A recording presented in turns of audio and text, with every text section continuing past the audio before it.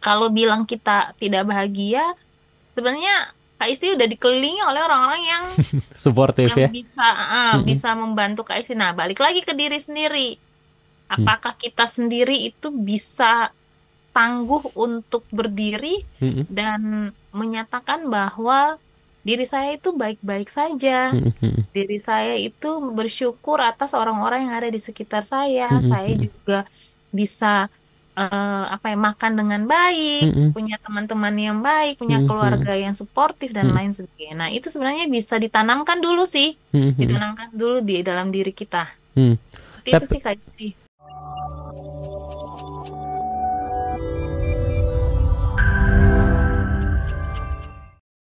ini ada pertanyaan dari sahabat Sonora Isti. Ini berkomentar sekaligus juga bertanya, sudah setahun belakangan ini saya sulit merasakan bahagia. Sudah diberi dukungan oleh teman-teman, lalu juga sudah mencoba untuk diajak berlibur, tapi kok rasanya masih sulit bahagia.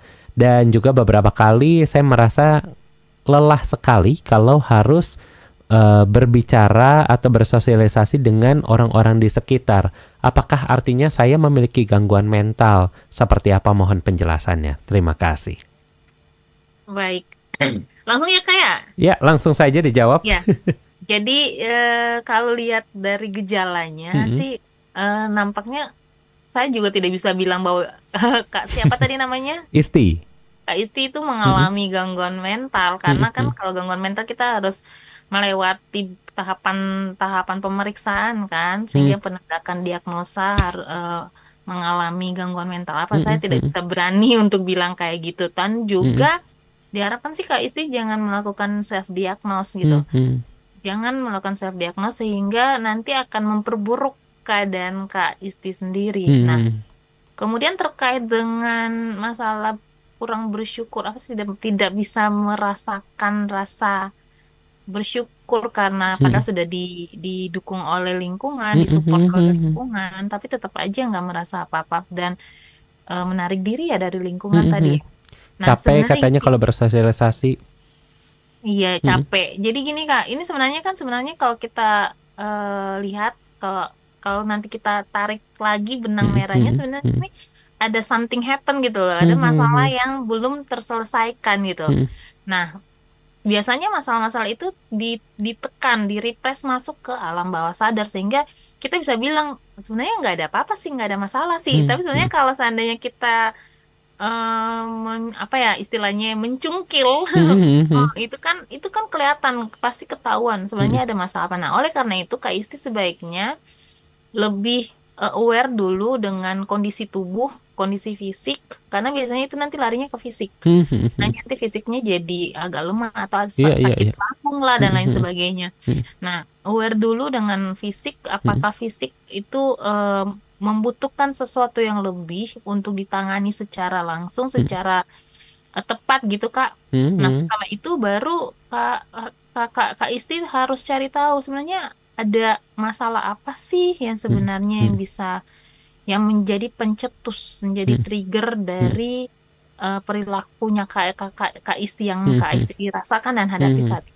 Mhm. Nah, kalau bilang kita tidak bahagia, sebenarnya Kak Isti udah dikelilingi oleh orang-orang yang Suportif yang ya. Mhm. bisa membantu Kak Isti. Nah, balik lagi ke diri sendiri. Mhm. Apakah kita sendiri itu bisa tangguh untuk berdiri Mhm. dan menyatakan bahwa diri saya itu baik-baik saja. Mhm. Diri saya itu bersyukur atas orang-orang yang ada di sekitar saya. Saya Mhm. juga bisa apa ya, makan dengan baik, Mhm. punya teman-teman yang baik, punya Mhm. keluarga yang suportif dan Mhm. lain sebagainya. Nah, itu sebenarnya bisa ditanamkan dulu sih, Mhm. ditanamkan dulu di dalam diri kita.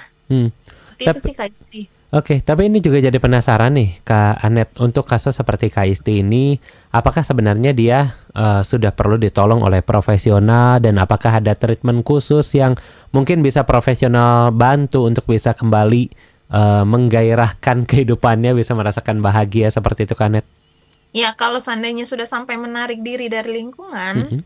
itu berarti Kak Isti memang butuh bantuan profesional. Mhm. Silakan Kak pergi ke psikolog klinis. Mhm. Mhm. Kalau seandainya Kakak kebingungan mau ke psikolog klinis mana, nanti di Mm-mm. IPK Indonesia itu, di website IPK Indonesia itu Mm-mm. ada searching psikolog klinis berdasarkan kota tempat tinggal. Oh, oke.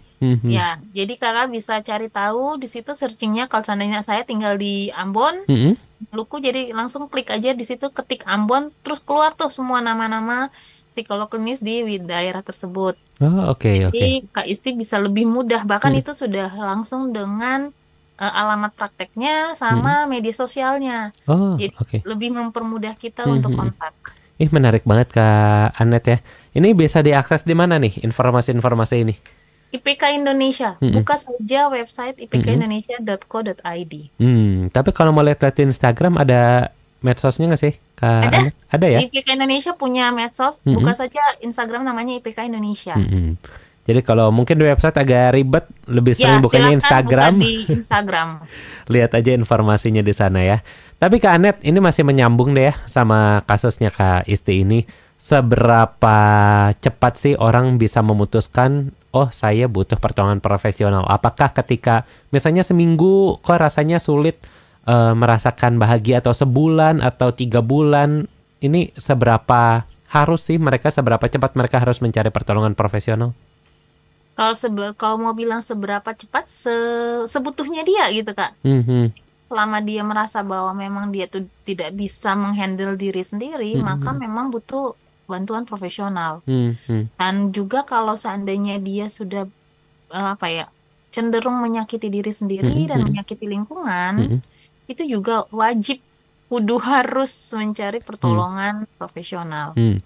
Mungkin juga banyak orang yang beranggapan cari pertolongan profesional buat apa? Sama-sama aja cerita, toh kita ke teman, ke keluarga juga bisa cerita. Hmm. Apa yang membedakan cerita dengan keluarga dan cerita kepada para profesional ini atau psikolog?